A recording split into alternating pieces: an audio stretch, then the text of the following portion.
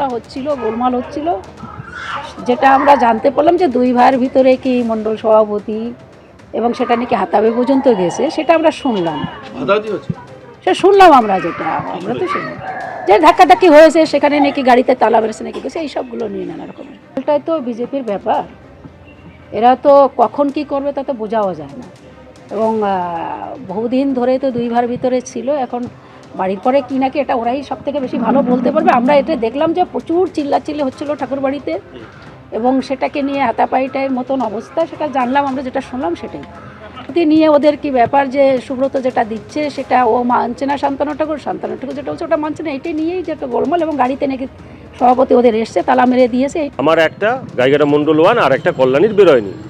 আমরা অনেকবার গেছি আমাদের নেতৃত্বের কাছে, রাজ্য নেতৃত্বের কাছে, সেন্ট্রালের নেতৃত্বের কাছে, যে এই দ্রুত বের করা উচিত, না হলে পরে এখানের যে এসআইআর হচ্ছে, সিএর কি হচ্ছে, বুথের যারা আছে, কোনো রকম কোনো হিসাব নিকেশ নেই, কিচ্ছু নেই একদম। মানে ওটা সব থেকে গাইঘাটার মধ্যে সব থেকে বড় মণ্ডল, 4টে অঞ্চল নিয়ে আপনারা ভাবুন, 72টার উপরে হচ্ছে বুথ।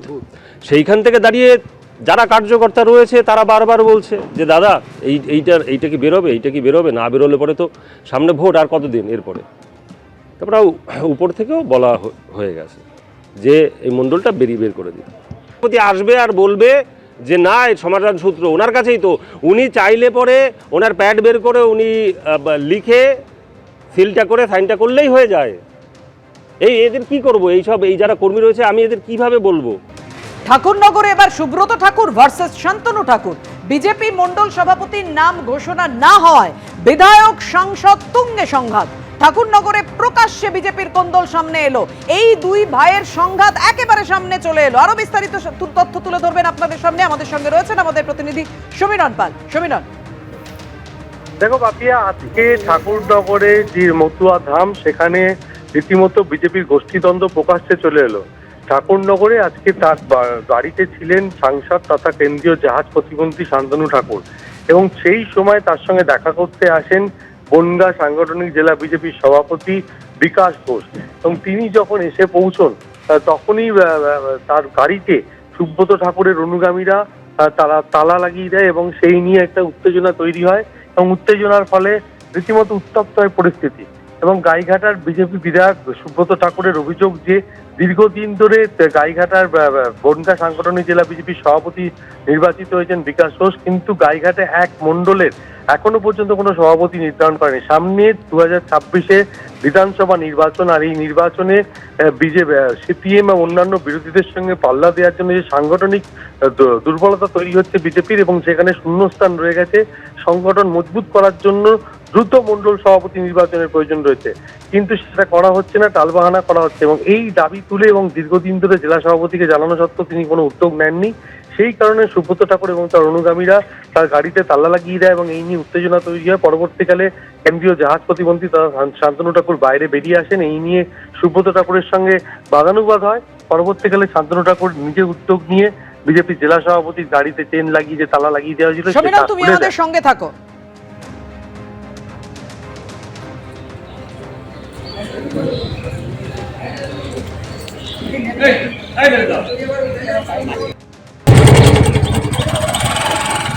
বনগাঁর বিজেপি সভাপতি বিকাশ ঘোষের গাড়ির চাকায় শিকল দিয়ে তালা লাগিয়ে দেন বিজেপি বিধায়ক সুব্রত ঠাকুর। তালা খুলতে গেলে শান্তনু ঠাকুরের সঙ্গে সুব্রত ঠাকুরের বচসা বাঁধে। শান্তনু ঠাকুর বলেছেন যে সুব্রত ঠাকুর গাড়িতে তালা লাগিয়ে ঠিক করেননি, অভিযোগ থাকলে আলোচনা করাই যেত। আর এই নিয়ে তুঙ্গে সংঘাত।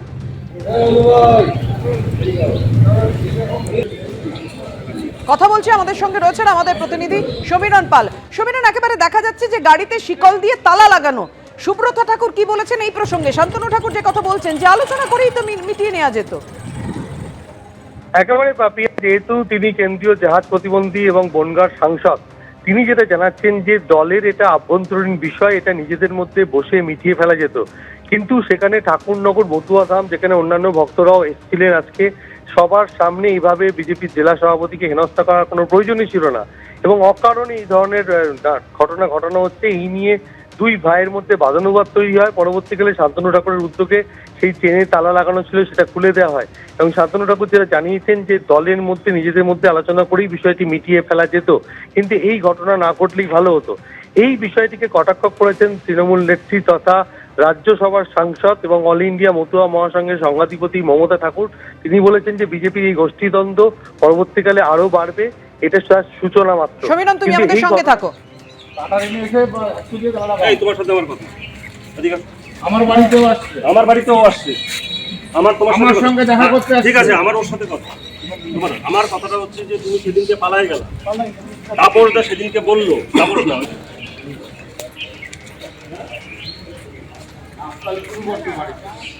কাটারি দিয়ে খেলাটা ভাঙ।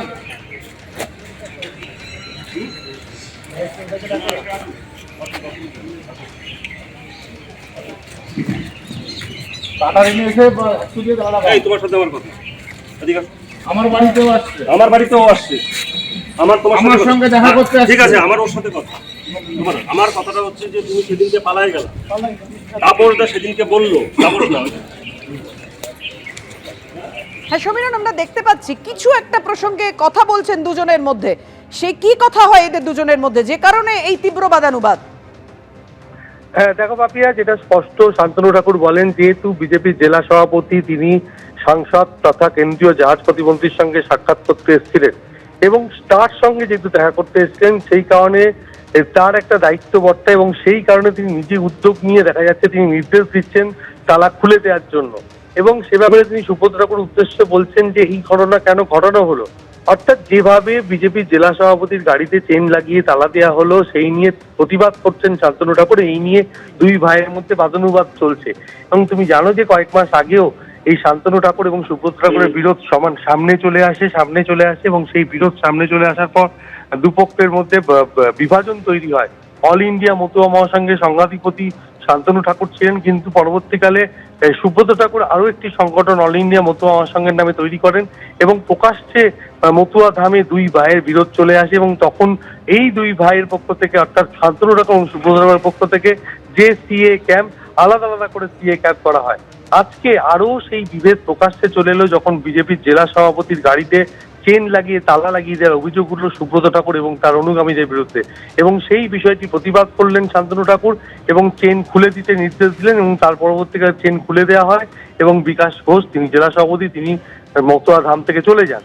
যদিও তিনি এ ব্যাপারে কোনো মন্তব্য করতে চাননি, কিন্তু গাইঘাটার বিজেপি বিধায়ক সুব্রত ঠাকুর সরাসরি অভিযোগ করেছেন দীর্ঘদিন ধরে টালবাহানা করে গাইঘাটা 1 নম্বর মণ্ডলের সভাপতি নির্বাচন করা হয়নি, কর্মীদের উপর ক্ষোভ বাড়ছে, সেই কারণে একটা প্রতিবাদ করা হয়েছে। এবিপি আনন্দ এগিয়ে থাকে, এগিয়ে রাখে।